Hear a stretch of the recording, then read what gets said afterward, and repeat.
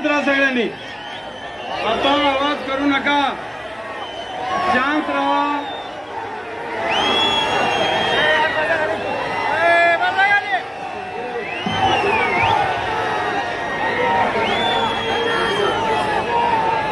आज या ठिकाणी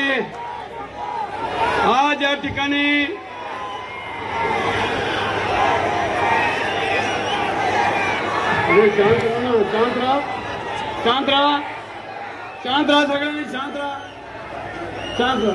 आज या ठिकाणी तुमचे आमचे सर्वांचे दैवत आदरणीय शरदचंद्रजी पवार साहेब हे आपल्या सांगता सभेसाठी या ठिकाणी आलेले आहेत. मी सर्व उपस्थितांच्या वतीनं प्रथमतः त्यांचं हार्दिक असं स्वागत करतो आणि त्याचबरोबर भूषणजी होळकर साहेब हे बी या ठिकाणी आले, त्यांचंही मी आपल्या सर्वांच्या वतीनं हार्दिक असं स्वागत करतो. व्यासपीठावरील सर्वच मान्यवर मंडळी, फार मोठ्या संख्येनं उपस्थित असलेले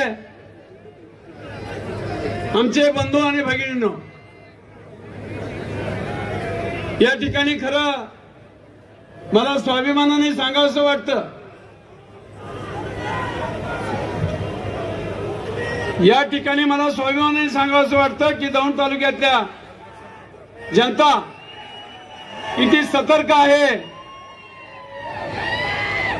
की कुठं कुणाला गाडी न देता, 1 रुपयाचा खर्च न करता स्वतःच्या वाहनाने, स्वतःच्या गाडीमध्ये ही सगळे पब्लिक आणि सगळी जनता या ठिकाणी आलेले आहेत. मी खूप खूप मनापासून तुम्हाला या ठिकाणी धन्यवाद देतो. आणि या ठिकाणी ही निवडणूक महाविकास आघाडी आणि राष्ट्रवादी काँग्रेस पक्ष आदरणीय पवार साहेब यांच्या पक्षाचं तिकीट आणि उमेदवारी माझ्यासारख्या कार्यकर्त्याला या ठिकाणी देण्यात आलेली आहे. मी साहेबांचा खूप खूप मनापासून या ठिकाणी आभार मानतो. आणि त्याचबरोबर या ठिकाणी ज्यांनी ज्यांनी मागणी केली, ज्यांनी ज्यांनी अर्ज भरले होते, असे अप्पासाहेब पवार असतील, नामदेव बापू ताकवणे असतील, डॉक्टर खळदकर असतील, दिग्विजय जेदे असतील, डॉक्टर मोहिते मॅडम असतील आणि आमचे बादशाहभाई शेख असतील, या सर्वांनी माघार घेऊन मला बिनशर्त पाठिंबा दिला. मी त्यांचाही मनापासून धन्यवाद देतो त्यांना की या तालुक्यामध्ये एकोपा आणि एकजिनसी आणि एक गट्टा ठेवण्याचं काम हे सर्वांनी केलेलं आहे. त्याबद्दल आपणा सर्वांच्या वतीनं त्यांना मी धन्यवाद देतो. साहेब, या तालुक्यामध्ये आता माझी तशी 50 वर्ष राजकारणात झाली. मी 75 साली गावचा सरपंच झालोय आणि तेव्हापासून राजकारण करतोय. 40 वर्ष जिल्हा बँक चालवतोय, 10 वर्ष भीमा पाटस कारखाना चालवलाय आणि 5 वर्ष अपक्ष म्हणून आमदार आलो. आणि म्हणून या ठिकाणी ज्या ज्या ठिकाणी मी काम केलं त्या त्या ठिकाणी उंच अशी भरारी घेण्यात आलेली आहे. कुठेही तिथं कमी पडलो नाही. अतिशय चांगल्या संस्था, बँक असेल, आज बँक देशात आशिया खंडात टॉपला आहे. कारखाना 10 वर्ष चालवला, तो जिल्ह्यामध्ये सगळ्यात चांगला कारखाना होता. आमदारकीची 5च वर्ष मिळाली. पण खऱ्या अर्थाने विकास ज्याला म्हणतो तो विकास कागदोपत्री आहे साहेब. असा सांगेवांगी नाही, नुसत्या एक हात लाकूड 9 हात आपल्या करायच्या असला विकास मी अजिबात केलेला नाही. कुरको मोरी असेल, खासदार सुप्रियाताई सुळेंच्या माध्यमातून आणि महाराष्ट्र शासनाकडून 21 कोटी रुपये मिळाले. दौंड शहराला अंडरग्राऊंड ड्रेनेज होतं साहेब. मी आमदार होईपर्यंत ते अंडरग्राऊंड ड्रेनेज 25 कोटीचं केलं. प्रशासकीय इमारत, सेंट्रल बिल्डिंग ज्याला म्हणतो, ती सेंट्रल बिल्डिंग सुद्धा 4 एकर जागा अतिशय भव्य आणि दिव्य अशी इमारत झाली आहे माझ्या काळात। छत्रपती शिवाजी महाराजांचा अश्वरूप पुतळा R.R. पाटील यांनी त्यावेळेस 2 गुंठे जागा आणि 25 लाख रुपये दिले। भव्य आणि दिव्य असा त्या ठिकाणी पुतळा उभा राहिलेला आहे।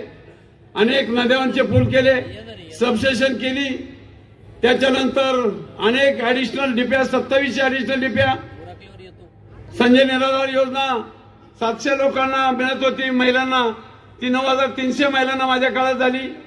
याला काम म्हणायचं आणि म्हणून त्यांनी एखादंही काम असं भरीव सांगावं, त्यांना चॅलेंज करतो, मी चॅलेंज करतो इतकं खोटं आणि लोकांना हे बनवायचं काम तुम्ही करू नका। आणि म्हणून साहेब, आम्ही कारखान्यापासून या तालुका वंचित झालेला आहे। एक मालकीचा आणि हक्काचा कारखाना जो सभासदांच्या, आणि जे कामगार गेली 40 वर्षे त्यांनी काम केले, त्यातले 91 महिला 92 महिला त्या विधवा झाल्यात। ते गेली 50 दिवस या कारखान्या उपोषण करतात, त्यांचे 55 कोटी थकले। ते 55 कोटी 8-9 वर्ष झाल्यापासून थकलेले आहेत। मी जनरल बॉडीच्या मीटिंगला पहिल्यांदाच गेलो आणि गेल्यानंतर त्यांना प्रश्न विचारला की हे कामगार आता उपोषणाला बसतात, यांचे पैसे तुम्ही कधी देणार आहात तेवढं सांगा मला।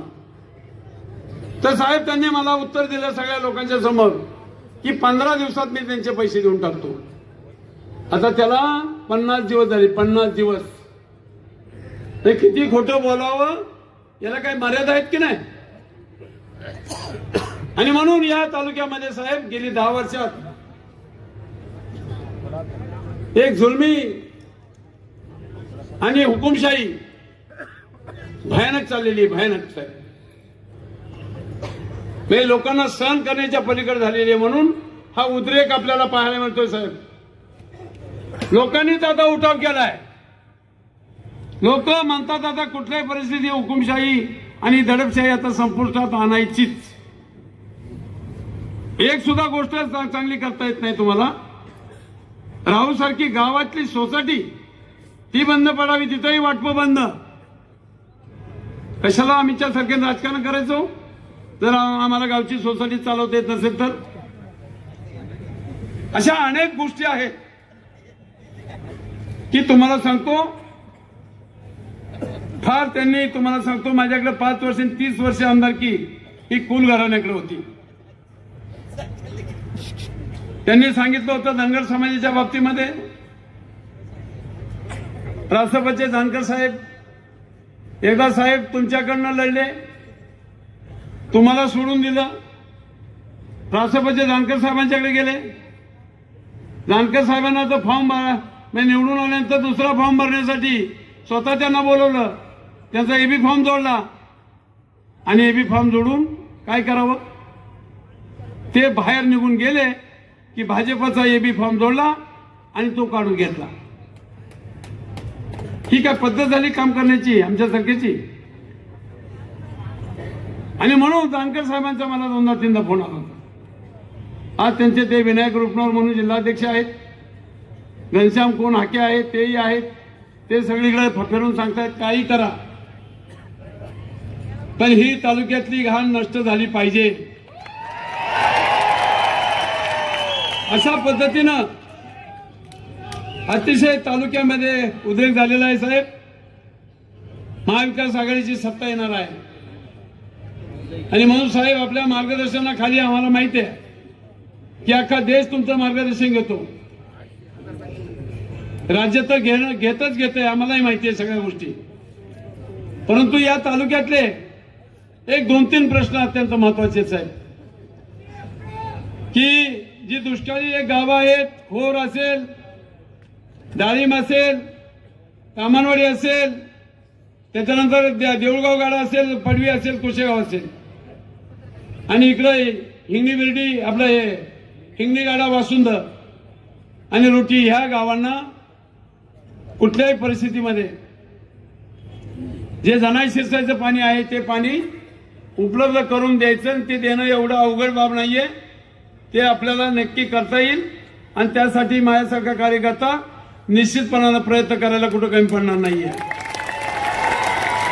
दुसरी एक तालुक्यातल्या लोकांची मागणी आहे सर की शैक्षणिक संस्था या तालुक्यात अजिबात नाहीये आणि म्हणून शैक्षणिक संस्था कुठल्याही परिस्थितीत तालुक्यात झाली पाहिजे आणि तालुक्याला इथंच शिक्षण घेता आलं पाहिजे मुलांना, विद्यार्थ्यांना। ही एक अत्यंत महत्वाची तालुक्यातल्या जनतेची मागणी आहे आणि या ठिकाणी म्हणजे अशा अनेक मागण्या आहेत। आणि तिसरी मागणी आहे की जी MIDC आहे, ज्या कंपन्या आहेत या तालुक्यामध्ये, त्या कंपन्यामध्ये साहेब सगळे कॉन्ट्रॅक्टर हे बाहेरचे आहेत, हवेलीमधले कॉन्ट्रॅक्टर आहेत, इकडे श्रीगोंद्याचे कॉन्ट्रॅक्टर आहेत आणि सगळे कामगार हे बाहेरचेच बरेच आहे, बाहेरचे कॉन्ट्रॅक्ट आणि MIDC वर पूर्ण ताबा त्यांचा आहे। इथं आमच्या लोकांचं कुणाचंच काही चालत नाहीये, यालाही कुठतरी पायबंद आपल्याला घालावा लागेल आणि ती एक मदत साहेब आपली लागेल।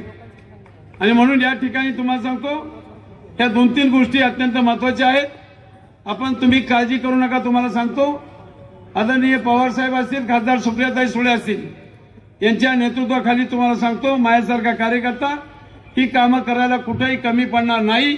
तुम्हाला माहिती आहे गेली 40 वर्ष म्हणजे बँकेच्या माध्यमातून असेल, कारखान्याच्या माध्यमातून असेल, आमदारकीच्या माध्यमातून असेल, अत्यंत चांगली सेवा करण्याचा प्रयत्न मी केलेला आहे साहेब। मी तुम्हाला म्हणजे खात्रीला एक सांगतो की कुणी कितीही चौकशी करू द्या, माझ्या कसल्याही चौकशी करू द्या, पण एक केस आहेत का माझ्याकडे काही सापडू शकत नाही, कारण कर नाही त्याला डर कशाला। मी माझ्या आयुष्यामध्ये अजिबात असा प्रकार कुठं केलेला नाहीये आणि म्हणून जो करतो ना त्याला कधी चुकलेलं नाही, तुम्हाला सांगतो अजिबात चुकलेलं नाही। ह्या गोष्टी तुम्हाला सांगतो कुठल्याही परिस्थितीत प्रत्येकाला जो कोणी करतो त्याला भोगावं लागतात आणि म्हणून या ठिकाणी तुम्हाला सांगतो जे काही त्यांनी केले ते त्यांना एक ना एक दिवस भोगावं लागेल। आणि म्हणून त्यांनी मला एका गोष्टीचा खरंच निषेध करायचा साहेब की कोले साहेब आले इथं सभेला, सभा भव्य दिव्य झाली, त्यांनी काही कुणाचं नाव घेतलं नाही, कुणाच्या एक केस इतकी टीका केली नाही साहेब, थोडी सुद्धा नाही। अतिशय एक सार्वजनिक आणि धोरणात्मक बोलले आणि त्यांच्या बाबतीत त्यांनी दुसऱ्या दिवशी काय अपशब्द वापरावेत हे थोडी तरी जनाची नाही मनाची वाटली पाहिजे। एवढ्या मोठ्या माणसाबद्दल एवढा स्टार प्रचारक आणि त्याच्याबद्दल आपण काय बोलतोय आणि काय नाही हे त्यांना तुम्हाला सांगतो म्हणजे भानच राहिलेलं नाही, भान। आणि म्हणून अशी या माणसाची आता लोकांनी जनतेने ठरवलेलं आहे की कुठल्याही परिस्थितीमध्ये ही हुकुमशाही, दडपशाही, ही जुलूमशाही ही कुठल्याही परिस्थितीत थांबवायची आहे। म्हणून साहेब स्वतःच्या खर्चानं एवढा मोठा समाज आणि एवढे मोठे मतदार आज या ठिकाणी स्वतःहून हजर झालेले आहेत। मी त्यांनाही खूप खूप धन्यवाद देतो। आदरणीय पवार साहेबांचे पुन्हा एकदा मनापासून या ठिकाणी आभार मानतो। आणि या ठिकाणी आज आपण या ठिकाणी मी अहिल्यादेवीच्या पुत्रांच्या संदर्भामध्ये म्हणजे भूषण होळकर साहेबांनी जे सांगितलेलं आहे साहेब, म्हणजे मी जरूर त्याच्यासाठी 100% प्रयत्न करेन आणि अजिबात कुठं अडचण येणार नाही। आणि तो पुतळाही कसा उभा करायचा ते मी 100% कुठल्याही परिस्थितीत राजाभाऊ तांबे एक राहिले बरं का माघार घेण्यामध्ये, राजाभाऊ तांबेंनी एक माघार घेतली।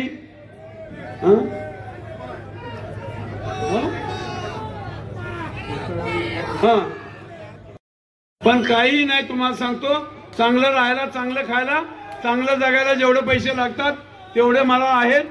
धन्यवाद। जय हिंद, जय महाराष्ट्र, जय राष्ट्रवादी। या ठिकाणी एक राष्ट्रीय जनता दल आपले लालू प्रसाद यादव आणि तेजस्वी यादव यांच्या सावता निवृत्ती नवले यांच्या वतीनं आपल्याला पाठिंबा दिलेला आहे। दुसरा विषय आहे मातंग ऐक्य परिषद महाराष्ट्र यांनी सुद्धा या ठिकाणी आपल्याला पाठिंबा दिलेला आहे आणि संभाजी ब्रिगेड पुणे जिल्हा यांनी सुद्धा आपल्याला या ठिकाणी पाठिंबा दिलेला आहे। सर्वांचे मी आभार मानतो। मोहसिन भैया नाडी यांनी सुद्धा आपल्याला पाठिंबा दिलेला आहे। या सर्वांचं मी खूप खूप आभार मानतो. जय हिंद, जय महाराष्ट्र, जय राष्ट्रवादी. रामकृष्ण हरी, रामकृष्ण हरी, रामकृष्ण हरी.